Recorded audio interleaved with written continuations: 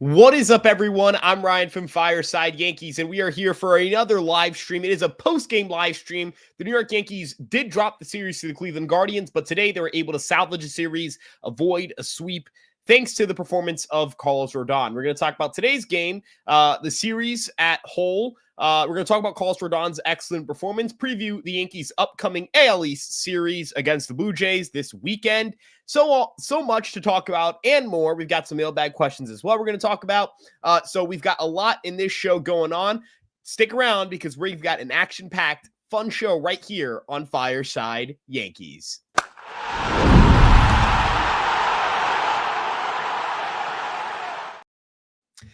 So let's get things started talking about this series. And look, the Yankees did not play great baseball in this series against the Guardians. I thought they played in games that they should have won. Like there are multiple points in the first and second game in which the Yankees could have taken control of these games and really put Cleveland on the back foot and just didn't. And you know, it's not one of those things where I think it's a systemic issue, where it's a roster issue, where it's a clubhouse issue or whatever it may be. I just think that the Yankees didn't hit well with the runner in scoring position, and sometimes that happens. If you look at the situation with with this lineup, I mean, they have the best OPS in the American League. They lead baseball in weighted runs created plus. They lead baseball in home runs. This position player group has the highest FWAR for any position player group in baseball. This has been a really, really good position player group throughout the 2025 season. They're going to have stretches where they don't look good. Like that's bound to happen. And look, I'm not going to sit here and say that the New York Yankees are in a situation where, they can't use upgrades on offense. They can't make changes to the lineup. They shouldn't shake things up or whatever it may be. But I think the Yankees showed an ability to get on base, hit the ball hard, hit the ball out the yard. I just don't think they had a lot of great situational hitting throughout the series. Anthony Volpe was particularly terrible this series, especially this past game. He just could not make contact at all. In the game prior, he made a really bad error on top of not being able to make contact. Errors killed the Yankees in that second game. I mean, that sixth inning, there were two plays that should not have happened in that pass ball from JC Escara and that error from Anthony Volpe. But again, you look at, the way they've lost games close and they've won games big. Like that is the theme for the New York Yankees in 2025. Funnily enough, they had a positive run differential in a series they lost. And if they're going to lose a series where when they lose a series or when they lose games, if they're going to lose it by small margins, if they're going to lose it in, kind of dumb ways, I'll take it. And that sounds weird. It sounds a little strange, but I'll take it because I don't think that you should put that in the bank and go, this team isn't that good because they're losing small and winning big. Like that's a sign of a good team. They beat the crap out of teams when they win and they barely lose when they lose. So look, they're 15-10 right now. The New York Yankees have won 15 of their first 25 games. That is a 60% win rate. That is a 97.2 win pace. That's pretty good. Like that is, if the Yankees won 97 games this year, we'd be pretty happy. And they're doing this with Marcus Stroman in the rotation for a stretch, with Carlos Carrasco still in the rotation. And you could say they're doing it with Ben Rice being red hot, with Trent Grisham being red hot, with Aaron Judge hitting over 400, with Paul Goldschmidt hitting over 370, and those are things that won't sustain. But I'd point to guys like Cody Bellinger and say he's not going to be that bad all year. I think Jazz will be better. I think Wells will be better than he's been. He had a nice hit today, which is really good to see. I think those things will happen. And I think those things matter just as much as, sitting back and saying, well, there's going to be some regression. They're going to get worse. Things aren't going to get better. Like if you're going to go through this mentality of nothing good will happen to the New York Yankees. Things will only get worse. No one will get better. Guys who are only due to regress. Then I think that, that's just a pessimistic way to view the Yankees. Again, I think that the things they've done so far, they've got a 3.90 ERA as a team, and they've got a 134 WRC plus. That's really good. Like it's a win. That's a win for me. So, I think the Yankees are so far in a good spot. as on the season, where things go from here, and this upcoming series against the Blue Jays will dictate a lot, I think, about how the fan base feels about this team, and understandably so. Like, this is going to be an important ALE series. We'll preview that series, but first, I really want to highlight the performance that Carlos Rodon had today, because Carlos Rodon was truly, truly excellent. Rodon fired 7 innings of scoreless baseball. He struck out 7 batters, walked 2, didn't give up a home run, didn't give up a barrel. He was remarkable. And look, the Yankees, obviously, they paid him a lot of money. And when you pay a guy a lot of money, you expect really good performances. And I don't think we should sit here and lower the bar to, like, if he has a 4 ERA, you're happy with Carlos Rodon. But he's pitched really well with the Yankees over, the last about 7 months. I mean, going back to the All-Star break, he has a 3.12 ERA and a 30.5% strikeout rate. That's really, really, really good. You look at the underlying data, a lot of ground balls, not a lot of strikeouts, a lot of strikeouts, just really, really high quality baseball. And the process he has on the mound has been better. He's not allowing damage contact. He seems to be missing bats better. He seems to be doing a much better job of locating his pitches. I've been really impressed. And in this particular start, I think that some of the things that immediately stand out to me are the fact that Carlos Rodon didn't, he got whiffs against the lineup that doesn't swing and miss a lot. The Cleveland Guardians are not an offense that strikes out a ton. They're not an offense that has a lot of swing and miss. They platoon very heavily.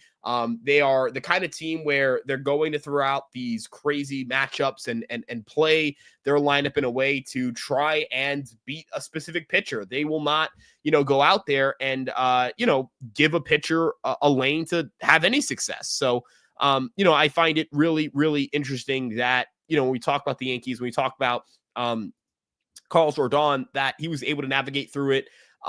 They really, really stacked a bunch of righties against him. They were going to make sure he saw right-handed pitching, or right-handed hitting, and he took advantage. So we're going to pull up the StatCast for the game, and we're going to talk a little bit about the repertoire. We're going to break down the pitching a little bit here from Rodon, because I really, really thought this performance was so important for him, not just from a confidence standpoint, but this was a nice pivot in the season where he was coming off a really good start.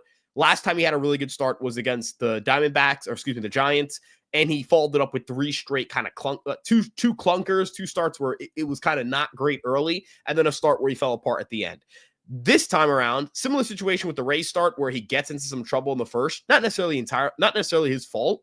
There were some bad defensive plays. Bellinger and center made a really bad defensive play, and he was able to work around it. So, veteran left-hander Carlos Rodon has just finished up. Sorry about that. I wanted to get it without the sound because of copyright, and also because then I can't talk over it. I'll see how I can figure out how to do that, but I think I'll figure it out. Anywho, got it right here. Got our video file from this amazing left-hander. And we're going to, I don't want any audio at all. I think I can figure out a way to do this. For the delays here, I don't want audio from this. Present. I've got it. I figured it out, guys. Figured her out. There we go. No audio. We've got this beautiful, and we're going to just get rid of this for a second, throw in a little bit of a background, make it all scenic. Carlos Rodon, I mean, it was the ability to throw changeups away. You look at the pitch usage here, very heavy changeup usage, 21% changeup usage. It was the second most used pitch. He did throw a lot of fastballs, and I'm usually kind of I don't like Carlos Rodon's fastball. I don't think it's a good pitch, et cetera, et cetera. And I don't think his fastball is a very good pitch. I think it's a pretty subpar, not that it's a bad pitch in terms of pitch shape, but it's a pretty underwhelming offering for what it is. And, it doesn't do well. Hitters do well off his fastball. So there's that. But I did really like that he was using it to get ahead early in counts, get himself back into the strike zone. He attacked parts of the zone that are not traditionally damage zones. These are not parts of the zone where you expect Carlos Rodon to get rocked. But he was throwing a lot of breaking balls, a lot of sliders, a lot of curveballs, mixing everything in there. The fastball usage was still only 43%. If you look at kind of how he went about this start, it was get to 2 strikes, go to the breaking ball. Get to 2 strikes, breaking ball. Get to 2 strikes. Let's speed this clip up here. Come on now. Just setting a point here. Breaking ball. I mean, it was just, it was every single time he would get to 2 strikes and you knew that he could break out a changeup or a breaking ball again. Boom. I mean, it was just gorgeous. It was a great display of pitching. He got ahead in counts and he put the Guardians in situations where they had to swing. And in these situations where they had to swing, they chased, they made bad swing decisions. Pitchers, when they're in these kinds of counts, really can take advantage of hitters who make bad swing decisions or really make a hit or make a bad swing decision. Like it's hard to lay off of those pitches. Even the changeups, like those are perfectly located in the bottom of the zone, perfectly located. And those breaking balls are down and in. Those are where you're going to get your swings and misses. They are buried inside. I mean, they really, really push the bounds of, how do you get this guy? How do you read the fastball out of his hand and then read the breaking ball and then make the right decision? You just can't. So Rodon did a really good job there, I thought, of just, again, mixing everything up, keeping guys off balance, throwing a lot of breaking balls. That's got to be the MO. It's got to be get to 2 strikes, breaking ball, off speed. Let's go. Like that tempo, that pace he was pitching with, I was really, really, really encouraged by that. Really good outing for Rodon. We're going to share this tab right here. Now, again, looking at where the offense is at and where, this pitching staff's at, the Yankee pitching staff was really good today. Weaver was their worst pitcher today. Weaver was their worst arm today in terms of, having success on the mound. He did not have, he gave up a ton of loud contact. He didn't give up a run, but that was the only inning where I was like, oh, wow, that was not a well-pitched inning. So, I was really encouraged there. Really, really, really encouraged there. Fernando Cruz got some hideous swings and misses. I mean, it's crazy. So I'm just going to pull up some data for you guys real quick because I think that, we're going to start previewing this series upcoming, but I also wanted to get some questions from the mailbag. And yeah, there's a good bit we want to talk about here. I do find it interesting, and I want to get some people's thoughts on this. I find it interesting that the Yankees pitching staff, after getting off to such a bad start, I feel like the rotation specifically, the guys who I expect to be bad, Carrasco, Stroman, they've struggled, and Schmidt came off of a rough start. He's got to, you want to get him back on track before you want to get him back on track. You want his command to get better. All that stuff, I get it. You want him to do better. Totally get that. But I actually like where Warren's headed. His velo's up. I like where Rodon's headed. His velo's back up. I think the cold weather really messed with these guys. I don't know how else to put it. So I'm kind of not thumbs up on the rotation. I still don't think I think they have a bad 5-starter in Carrasco. And, I think that I want to see Schmidt's command and how that looks, without, post shoulder injury, because shoulder injuries scare me more than probably any other injury does. So with that being said, I just wanted to, get some thoughts on the rotation, because I thought this group has performed better, and that I feel a little better about this. The odds of us winning a game when we don't have Max Fried on the mound, I feel better about that than I think I did, starting the year. And maybe that's recency bias and getting a little bit too caught up in the moment. But I do think that Rodon is a different pitcher fundamentally than he was last year. He's not getting barreled as much. That's a big thing. And I think that Warren, when his velo is up, he looks good. And, that's something that matters to me. That when his velo's up, he looks good. So, yeah, there's that. Moving on to this Blue Jays series, which I think that we can all agree, guys, that, AL East series, anytime we're in an AL East series, you want to win. You want to win. There's a little more of an incentive to win, but this has some stakes. I don't want to overdo the stakes of a game played in April when there's so much more baseball. We have 130 games left, 130 something games left. Where do you what do you do? Right? Where's your head at? But the Blue Jays, I actually think this is an important series because the Yankees should beat this team. I think the Yankees are a better team than the Blue Jays. And I don't mean that to disrespect the Blue Jays. I just think that they're the better team. I think they're more well-rounded. I think they do things that, I think the Yankees hit more home runs. They do have a worse pitching staff than the Blue Jays. I do believe that. Like, I do think the Blue Jays rotation's better. But even then, it's not by a considerable margin. And it's mostly because Carrasco's in our rotation. And I know they have Easton Lucas and he hasn't pitched well, but I actually kind of consider Easton Lucas a living body that can throw the baseball, not to be disrespectful. But this series is going to be fun. This series is going to be fun because it's an AL East series. It's at Yankee Stadium. First AL East series at Yankee Stadium. And you're going to get Max Fried in the series. That's a win. Like, you're going to get Max Fried in there. Not a win like, I'm saying I'm guaranteeing a win. You don't want to guarantee anything. But it's a win because you get, an immediate, hey, we get one of our guys going. You want to have Max Fried for these games. This will be a good test for Max Fried as well. Not saying that you determine how good he is based on whether he wins this start or not. Let me figure out the order of these guys. But, it's an important start. Now, game one is Jose Barrios versus Carlos Carrasco. This is going to be a game where I think a lot of runs are going to be scored by both sides. Like, I don't think either pitcher is particularly good. That's at 7:05 on Friday night. Then at 1 o'clock, you've got Max Fried versus Kevin Gausman. I expect this to be a low-scoring game.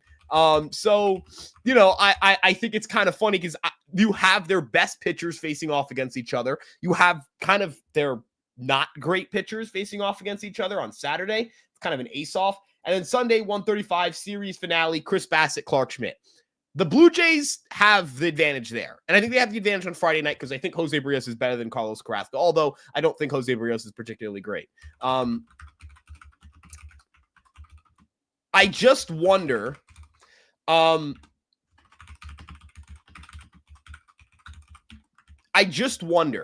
with this series, how the Yankees are going to handle pitching to Vlad, how the Yankees are going to handle working around a lineup that doesn't hit a lot of home runs, that being the Blue Jays. And I also wonder how the Yankees look against Kevin Gausman and Chris Bassett, because those guys have been really good, but those are guys who don't throw overwhelmingly hard, and the Yankees have had not a lot of success against them in their careers or in their recent careers.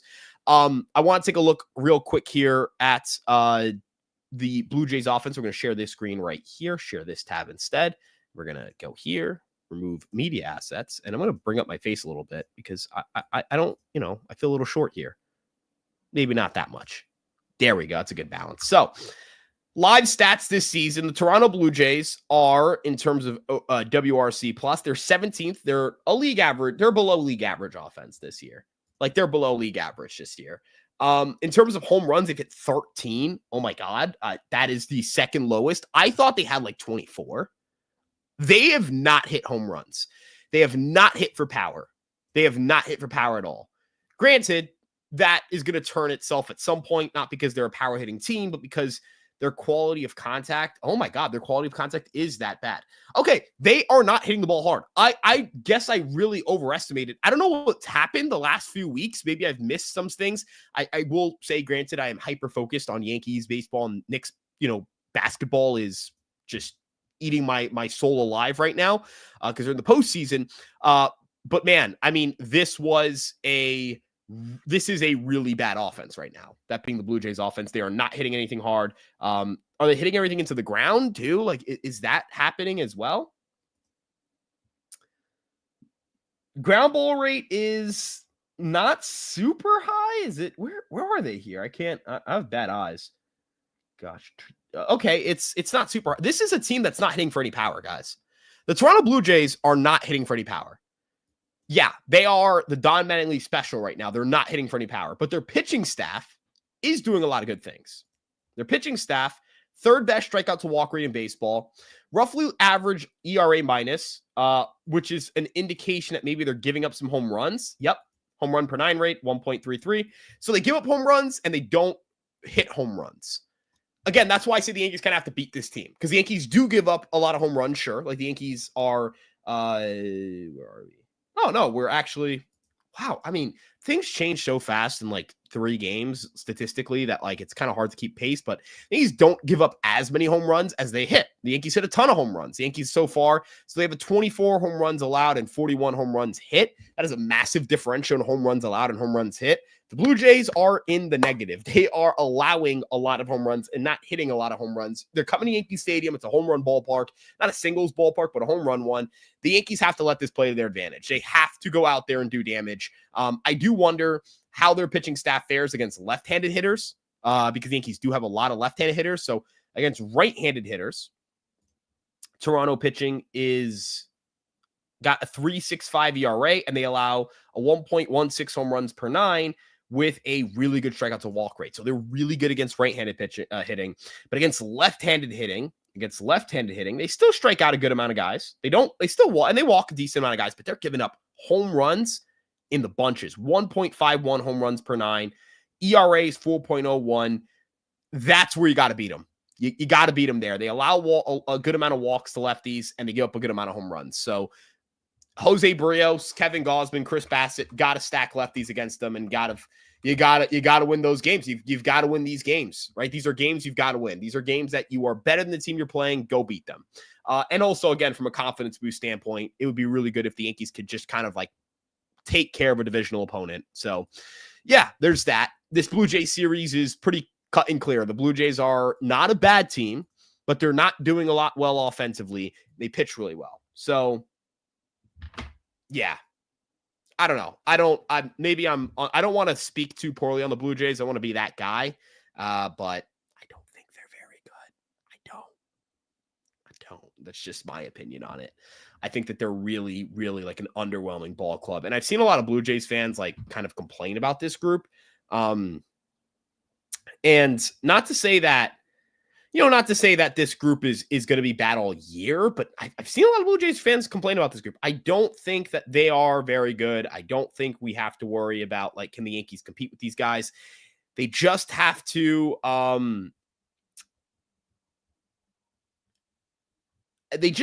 play their brand of baseball. I think what they did really poorly in this Cleveland series was that they did such a bad job of just playing their baseball. Like they made a lot of mistakes. I think that cost them. They should have won the game yesterday. They would have won today. They did win today. They should have been 2 out of 3. We should sit here and be like 2 out of 3. Good series win for the Yanks. Instead, it's not that. So, yeah, Tristan McKenzie, I don't think you should get him. And I'll address Tristan McKenzie real quick. Tristan McKenzie's a New York guy. I liked him when he was with the Guardians. I think he's a cool dude, but he's not built up to start. He hasn't been good in 3 years. He doesn't have the command. His arm angles changed to try and or his mechanics changed to try and compensate for having a torn UCL and not getting surgery. He needs to get surgery on his freaking elbow and then go back to pitching with the same mechanics he had 3 years ago. So he needs to take 12 to 8 months to get surgery and rehab, and then he needs to figure out his damn mechanics. That's not helping you tomorrow. That's not helping you the day after. That's not helping you next week. That's not helping you next month. So Tristan McKenzie, I don't think the fit is really there for the Yankees. I don't think I think what's going to happen, I'll be honest, I think what's going to happen, I think he's going to just get up. I think that no one's going to pick him up, and I think he's going to end up getting sent down to AAA or have to elect free agency and sign a minor league deal somewhere else. I don't think his value is as high as people think it is. I think he just had one really good year, and injuries have eaten him alive since then. He wasn't a fluke in 2022. He just got hurt. And that injury he never really recovered from. So there's that. Now I'm going to address the mailbag questions we got yesterday. If you guys weren't aware, we did a mailbag. We tweeted out on the Fireside Yankees Twitter. A little bit different. We usually tweet it on my Twitter, but I decided to do it on the FSY. I will also do it on my account next time. I think that was a mistake on my end to not also do it on my account. And then we'll also address questions from the live stream here. Now, I'm going to just do this share screen, and I'm going to share, we're going to share the replies here from Anashi first. Anashi_maps24. Spencer Jones' overall contact rates and swinging strike rates have not improved in AA thus far, but his game power from the end of last season has continued so far this year. Despite the hit tool being still where it's at, would you get him to AAA soon? My answer to that is yes, because I think that Spencer Jones is capable of being a model breaker. Now, Smith Brickner described him as a model breaker in the video we did together, the podcast we did together here on Fireside Yankees. And I thought it was an adequate way to describe what Spencer Jones is. And if Spencer Jones is continuing to hit for power, I'll take that with the high strikeout rates. I can live with that at Double A. Not sure about the big leagues. That's still, I feel like we're still too far away to know that for sure. But I think that we're talking about someone who can really, really, really provide an interesting profile because he's got so much upside. He can hit the ball so hard. He moves around really well in the outfield. He is a premium defensive center fielder. He's a really good base runner. These are things that are really valuable. So again, if he can figure out a way to cut down that strike rate a little bit, that'd be great. But for now, I'm just kind of like, he's fine. He's a fine player. Like he's not a top 100 prospect anymore, but he's a fine player. He's a fine prospect. And I thought I clicked on this again, but I did not. So yeah, I think that overall, despite the hit tool issues, I would still move him up to AAA. Not big leagues, just AAA. Drew Clugs asks, my boy Drew here, is there any reason Austin Wells hasn't been producing super well this year beyond the obvious? Could it have to be with the growing of a beard? It looked bad last night. I do wonder if maybe, he's got to go back to the no beard. I'm a big superstition guy. But I think the lack of the reason he's been struggling is that his chase rate's 55%. Like he's chasing a little too much. His expected stats are not really good. And that one's a little tougher to figure out. Now, he's not pulling the ball in the air as much as he did last year, and that's not great. But his hard hit rate's there. His barrel rate's there. His, whiff rates are not horrendous. They're not good, but they're not horrendous. I think he just needs to hit some more line drives. Like he needs to just kind of straighten out his swing a little bit. Not saying like straighten out your swing, like be less focused on the long ball. I genuinely mean he just needs to, have more quality contact to right field in the air, and less pop-ups, less ground balls, more more, for lack of better terms, more. He just needs to he just needs his launch angles to improve because his sweet spot rate is way down from last year. And I do think that's playing a role in his struggles. So yeah, I think that Wells is someone I'm not worried about. I think he'll be fine. Like I think he'll get things going again. And then we'll sit back and we'll go, hey, this guy rocks. And he's still a really good defensive player. Like he's still been a productive big leaguer despite the offensive struggle start the year. And that's the benefit of having a really good defensive player. Like even when they're not hitting, they're contributing in some facet. So yeah, I'm optimistic on Austin Wells. I think he'll get it going soon. It's just a matter of not making it just sounds so pretentious, but it's just not being too caught up in April.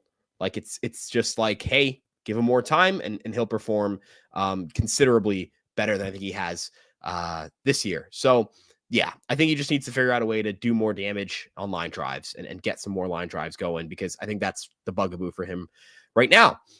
With that being said, let's move on here to the next question. Why don't the Yankees consider letting Jason Dominguez hit from the left-handed side? And look, I get it. He's looked really good from the left-handed side. Granted, this question was asked before he hit the double today, so don't get on this guy's, rear because he asked it, and Jason Dominguez hit a right-handed double today. This was tweeted yesterday, or this came yesterday. So, yeah, understandably, the guy did not know that Jason Dominguez would go on and hit, a 2 RBI, not a 2 RBI double, excuse me. Oh my goodness. A extra base hit from the right-handed side, kind of similar to the ball he hit against the Royals that gave the Yankees the lead. But the way I look at it with Jason Dominguez is, look, yes, I think he's better from the left-handed side than he is from the right-handed side. And yes, I think that, that has been a trend for him throughout his pro career. Like he has always been a better left-handed hitter than he's been a right-handed hitter. It's not an opinion. It's a fact. It's a fact. But how he's hitting against left-handed pitching from this side, it's not that it's a problem, or it's not that it would be an immediate issue, but I'd have concerns about how he'd look from the left-handed side against the left-handed pitcher because he's never done it before. And how you look in those situations, how those pitches affect you, that could be even worse than what we're seeing from the right-handed side. So I think you give it some time. You shouldn't do it this early into his career. You should give him at least a season hitting from the right-handed side to let it figure itself out. This is still a very young player. And he's off to a pretty good start in his pro career, given the fact that, he's dealt with 1 billion friggin' injuries. 1 billion of them. 1 billion of them. So, yeah, I don't think it's fair to throw the towel on it yet. So, yeah. We're going to move on to the next question here. We've got, with Bellinger under contract for 2 more years and Dominguez even longer, would the Yankees move Spencer Jones in a deal to get help at the deadline? So, first and foremost, Bellinger's only under contract through next year if he opts in. And I don't think the odds of him opting in are high enough for us to get worried yet, even with the slow start. He could, if he's like decent this year, he'll opt out. With that being said, even if he does opt out, which I think he will eventually, I think he'll get it going. The Yankees should be looking to trade anyone that can help them get better. I am not a believer in untouchables. I've never been a believer in untouchables. So yeah, there's that. I believe that the Yankees would be in a good spot if they just make trades that make them better. So yeah, I'd be willing to move Spencer Jones for help at the deadline. And that's not dependent on whether we have a solidified outfield or not next year. Why didn't we get a leadoff bat? Because we have Ben Rice. If I get a good job getting injured, can I get a DJ limited contract too? I'll even volunteer to be waived as long as I can keep the money. Sure. Yankees why can't you develop pitching in the farm system? You haven't hit on anyone since Andy Pettit. That's just wrong. Why is it Peraza getting more playing time? That one's simple. He's not very good, guys. He's not very good. Do I want to see this probable spam? With Judge, Belly, Jason Grisham, Rice, and Giancarlo, do you sign Grisham to an extension and trade Jason for Alcantara, Riley, Donovan, or Cease? I would trade Jason Dominguez for Austin Riley. Is that a hot take? I think Austin. I mean, I don't know if Austin Riley's been bad this year or if he's hurt. If he's hurt, then maybe no. But I think Austin Riley's a star. Yeah, he's got a 130. I don't think this is a hot take. Yeah, I would trade Jason for Austin Riley tomorrow. I love Jason, but Austin Riley's really damn good. He's so good. He's been a really good defender too. He's a really damn good player. Cease, no, because he's a rental. Donovan, maybe. I'm not sure I'd do that. Alcantara, I'm gonna give a hot take here. I wouldn't for Alcantara until he proves himself. No, I'm good trading a guy who was a top 100 prospect and is hitting the big leagues a little bit for Sandy. I'll wait. No, I need to see Sandy a little more before I go all in on that. Yeah, I hope that's not a hot take. I'm gonna cough right now, so I'm just gonna mute my mic.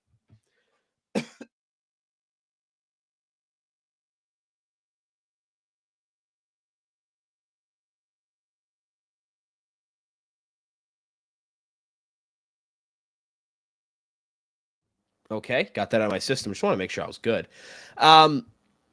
Moving on, will the Yankees trade or sign a starter by the deadline, or are they out of loop? They'll trade for someone at the deadline. They will, even if it's not a good pitcher. So, yeah. I mean, that was our mailbag. I'll do a better job of tweeting on my personal. I feel like that was me dropping the ball there. So, yeah. I don't know. I think that the mailbag, I think I did a bad. I would like to actually get some feedback here for the mailbag.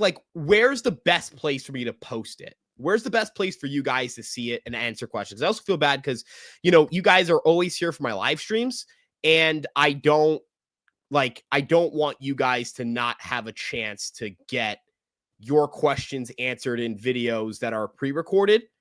So, yeah, if there's anything I can do to, make that experience easier for you guys, just let me know. So, yeah. Moving on, though, we're going to get through all of these questions. Cody Bellinger needs to step it up offensively. I agree. And I'm just going to go back to our normal format here. I agree that Bellinger needs to step it up offensively. He's been really bad at the plate. It's time to take Bellinger out 3-hole. I'd put Wells at 3. I'd consider Wells at 3, even though he's struggled a little bit. Like I think he's a better hitter than that. So yeah, I would try Wells at 3, but I would try Jason at 3 against a right-handed pitcher. I would try Jason. Ben Rice, he rocks. Carlos Rodon, he also rocks. Many are saying this. Hashtag Chuck, hashtag Steve, man. LFGY, glad to see you're doing better, bro. Last couple episodes, you mentioned you were under the weather. Yeah, I was just feeling sick, and then like I had some stomach issues. Like it's just been, I've just been banged up. Allergies always kind of kill me. So yeah, sometimes you just get, in a stretch where you're just a little more sick than you should be. I love good pitching. I love good pitching as well. I really, really do. And we talked about McKenzie. Hey, how's it going, Ryan? Doing well, D's. Doing well. Let's see. Do you think Weaver's a closer now? Williams has been bad a bit with command. Yeah, I think that Weaver's my top option. Like I think that Weaver's my top option, a big spot. Williams is not my top option, a big spot right now, but that's today. If you tell me over the course of a full season, I still think Devin Williams is going to be the closer of this team. I think he'll do a good job. At what point do we give Jazz and Volpe a day off, or in Volpe's case, multiple days off? Yeah, Jazz and Volpe had a really bad series. I think that Volpe needs a day off, but he's kind of getting one, right? Like he's kind of getting one. Like, tomorrow will be a day off. Jazz, I think Jazz is just running into bad luck. Like, I know he had some bad at-bats, don't get me wrong. The approach is not perfect, but there's a massive discrepancy in his batting average, expected batting average, his weight on base average, expected weight on base average, his OPS, the expected OPS.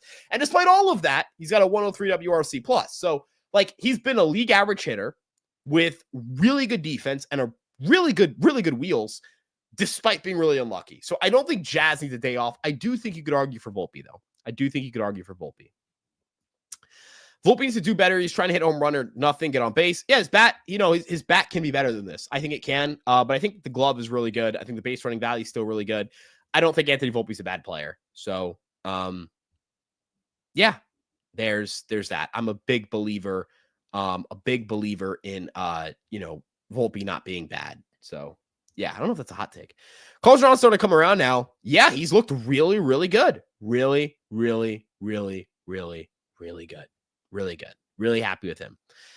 What do you think about a trade for Eric Fetty? Bearded Carlos Rodon is a stud. Fetty doesn't strike out enough guys. And until he does that, I'm going to have a hard time believing that, I'm going to have a hard time buying in, because I was in this deadline, or this offseason, but the strikeouts and the stuff have gotten worse. So yeah, I'm a little bit worried. Yeah. There's that. With that being said, though, we're going to wrap things up in a few. It's been about 30 minutes. Gonna, enjoy the rest of my Wednesday, as you guys should. But I do want to mention to you guys that tomorrow, while we have the day off, the Yankees do, I will be traveling to Somerset to cover that game. So I'll have credentials. I'll be there to cover that game. Cam Schindler's on the bump, so you'll get some live coverage, some film, all that stuff. Really excited to do that. And yeah, there's a lot to talk about there. Love covering the prospects. Ben Hess is getting the start tonight for Hudson Valley and High A. You should watch that. Carlos LaGrange should go after him. It's a doubleheader, 7-inning doubleheaders. So maybe one of these guys can complete a perfect game. So there's that. With that being said, though, really appreciate you guys tuning in, sticking by. We'll see you guys tomorrow, because we'll have a video up. Really appreciate you guys sticking through to the end of this. If you like this video, make sure you like, comment, and subscribe. Check out Fire Yankees on all your favorite social media platforms. And of course, check out empiresportsmedia.com for your written coverage on all your favorite New York sports teams. You can follow me at Ryan Garcia ESN, and we'll see you guys in the next one. Peace out, everybody. Have a great rest of your day.